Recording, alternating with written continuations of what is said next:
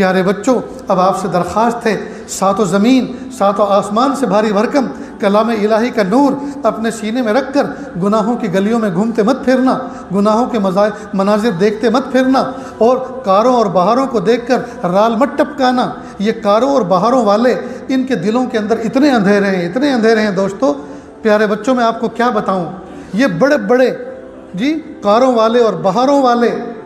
اور مرسیڈیز والے، یہ کئی مرتبہ تنہائی میں آتے ہیں، دیکھنے میں تو لگتا ہے یہ کروڑوں پتی ہیں، لیکن موٹے موٹے آنسو بہا کر جب ہم فقیروں سے دعاؤں کی درخواست کرتے ہیں تو پتہ چلتا ہے تو مستحق کے زکوٰۃ ہیں،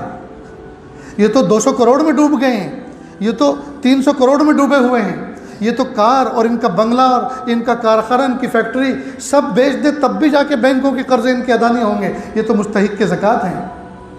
اور ہاں ایک بات اور سمجھ لیں،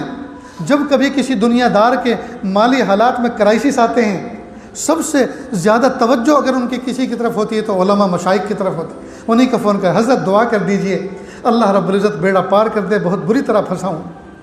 آج بھی گئے گزرے دور میں ان کو یقین ہے کہ ان اللہ والوں کی دعاؤں میں اللہ نے تاثیر رکھی ہے اور ہماری بگڑی بن جائے گی، اس لیے جب وہ ہم سے توقع رکھتے ہیں ہم ان کی جیبوں پہ کبھی نظر نہ رکھیں۔ اور ایک بات اور، اہل علم حضرات کی خدمت میں بصد ادب احترام یہ درخواست پیش کرتا ہوں کہ آپ سب کے سب حضرات یہ نیت کر لیں، آج ہمارا کوئی دوسرا سیکنڈ آپشن نہیں ہے کمانے کا،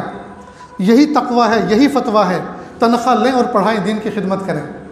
لیکن اللہ سے دعا یہ کریں، پیارے اللہ آپ کوئی ایسا انتظام بھی تو کر سکتے ہیں، کوئی مالدار آدمی ہمیں اپنا پارٹنر بنا لے،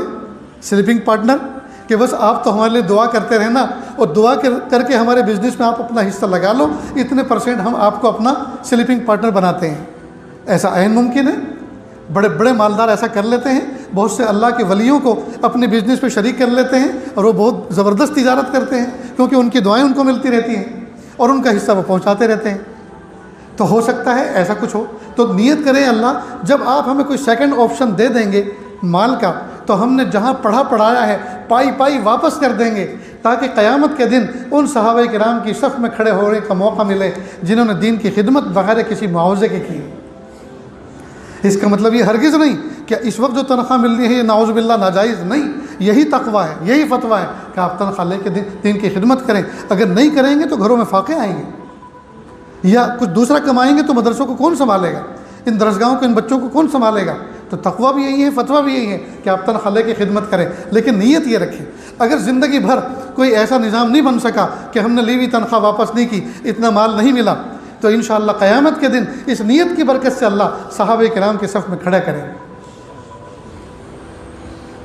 تو یہ چند باتیں آپ کے سامنے پیش کی ہیں، اللہ تعالیٰ کہنے سننے سے زیادہ عمل کی توفیق عطا فرمائے، اس ادارے کو اللہ تعالیٰ دن دوگنی رات چوگنی ترقی عطا فرمائے، پڑھنے والے بچوں کو اللہ تعالیٰ اخلاص عطا فرمائے، پڑھانے والوں کو اخلاص عطا فرمائے، اور پڑھانے والوں کے درمیان حاکم اور محکوم کا نہیں بلکہ مشفق باپ اور بیٹے کا رشتہ قائم فرمائے، اور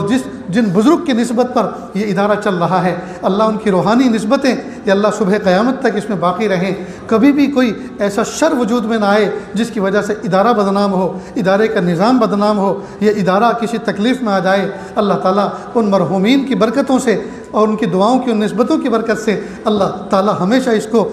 پھلتا پھولتا رکھے، ہنستا کھیلتا رکھے، اور اللہ تعالیٰ اس کو شرف قبولیت عطا فرمائے۔ وآخر دعوانا ان الحمد للہ رب العالمین۔